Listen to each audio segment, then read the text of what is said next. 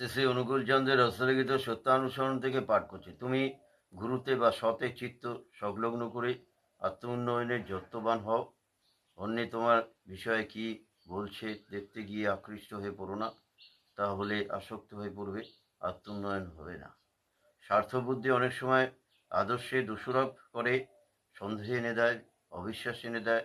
স্বার্থবুদ্ধি বশত আদর্শে দোষ দেখো না, সন্দেহ করো না, অবিশ্বাস করো না, করলে আত্ম উন্নয়ন হবে না।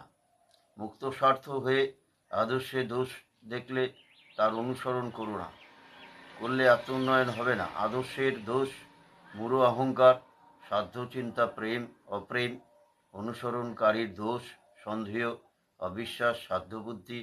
যিনি প্রেমের অধিকারী, নিঃসন্দেহ চিত্তে তাহারই অনুসরণ করো, মঙ্গলের অধিকারী হবেই হবে।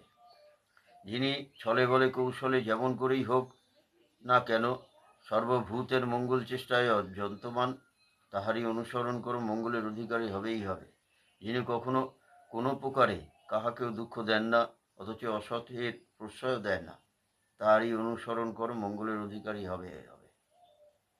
যাকে তুমি চালকরূপে মনোনীত করে নিয়েছ, তার কাছে তোমার হৃদয়ের কোনো কথা গোপন রেখো না। গোপন করলে তাকে অবিশ্বাস করা হবে, আর অবিশ্বাসেরই অধঃপতন। চালক অন্তর্যামী,